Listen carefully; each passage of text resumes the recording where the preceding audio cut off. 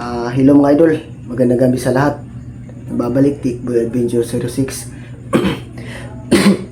Pasensya na kayo mga idol, hindi ako nakapag-update sa sa mga bata na tinulungan namin na ma-rescue sa bundok.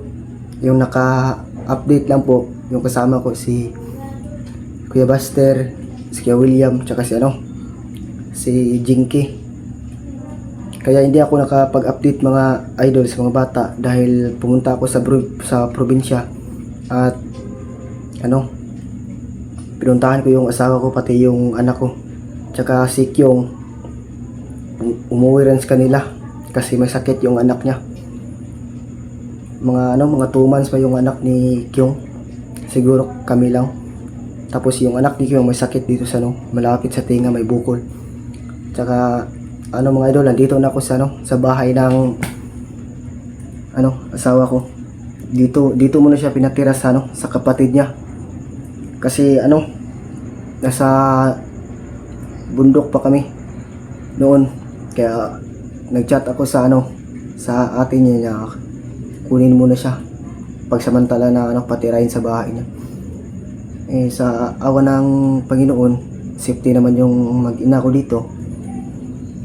At walang nakakaalam na kung saang lugar ito. Pero okay naman dito mga idol kasi malaki-laki rin naman yung bahay ng kapatid ng asawa ko. At andito yung asawa ko mga idol sa kabila, dito naman sa ate niya. Kaya dito siya pinatira sa malapit sa lamesa kasi walang natutulog ba. Dalawa lang sila magkakapatid. Yung ate niya mga idol natutulog na. Tapos yung asawa ko andun sa kabila. Puntahan na sila mga idol.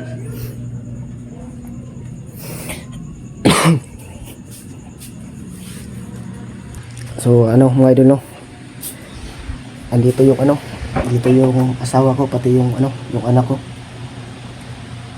Palaging tumatawa yung asawa ko mga idol, palaging yabang. Ilang araw lang ako sa bundok, palagi ka nang tumatawa. Namimiss mo ba ako? Walang iya ka. Dito pala yung yung anak ko mga idol 2 months pa lang, magti 3 months na ngayong October 17. Ito mga idol yung anak ko mga idol, babae. Tutulog na. Hindi pwedeng gisingin yan mga idol kasi kapag ginising natin yung bigla, malaki yung boses niyan, iyak. Hindi ko alam kung paano patulugin yan. Ito yung asawa ko mga idol walang iyak, palaging nagtatawa.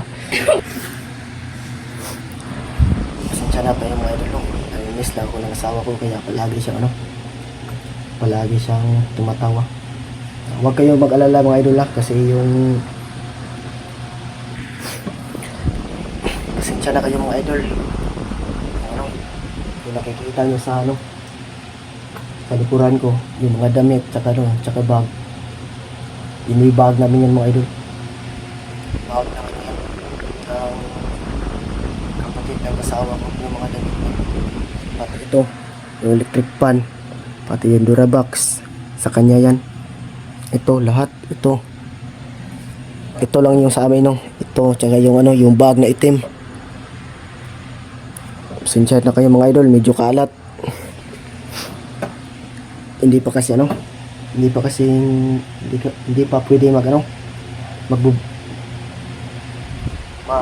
magsaya pa, hindi pa pwede mag-alas sa bugat ako ng asawa.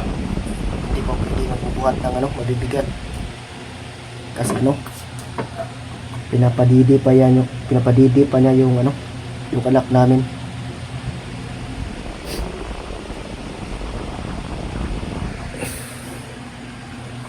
Ito yung anak ko mga idol ang sarap ng tulog.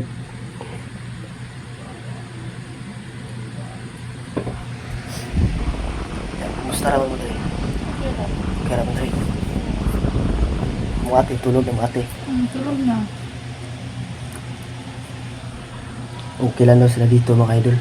Wala daw silang problema. nahihiya na ako mga idol kasi ilang araw na yung mag-ina ko dito. Ilang araw na yung mag-ina ko dito mga idol. Hindi ko alam kung saan ako kukuha ng pera o magtatrabaho o hahanap. Kasi bago pala ako sa pag-vlog. Medyo wala pa ang sahod pero tiis-tiis lang. Ito lang. Ito rin naman to.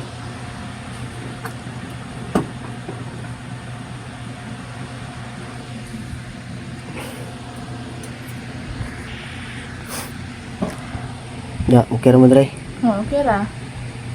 Sinsya na kayo kay kuan. Wala kayo kuya dali-dali og baba sa kuan ba? Kay dili mo gud pwede makadali-dali og baba sa bukid kay daghan kay mga bandido dito awa. Sige ra, wala problema. Okay ra sa mo pero kung magbalik ka sa bukid, dapat mag-amping ka. Pero nga kay pamilya diri Walang problema. Pre. So yun mga idol sabi ng asawa ko kapag babalik na daw kami sa kapag babalik na daw ako sa bundok kaming lahat mag-iingat lang daw ako dahil daw may pamilya pa daw ako maliit pa yung iingat daw ako mga idol dahil may anak daw ako may pamilya. Kapag magbalik kami mga idol kailangan ko muna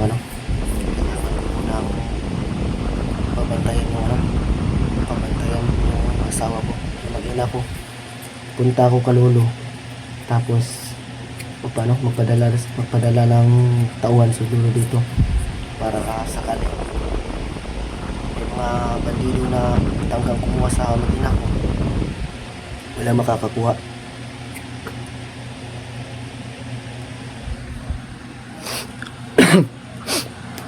Ay mo kablaka kay makabalik mi sa bukid. Kung makabalik kami sa bundok mga idol tutulungan namin ma-rescue naman si Kuya Julius kasi nakatakas Kuya Buster tsaka nahuli naman si Julius. Siguro bugbog sarado na yun kay Commander Rambo. Kaya pupunta muna ako Kalolo, hindi lang ako magbibideo dahil hihingi ako ng tubig na may agimat. Iinumin ko para hindi tabla lang ng bala o orasyon. At kaya ko na rin harap-harapan mag orasyon ng kulto. So mga idol, hanggang dito na lang po yung video natin. Paki-hit na notification bell, paki-subscribe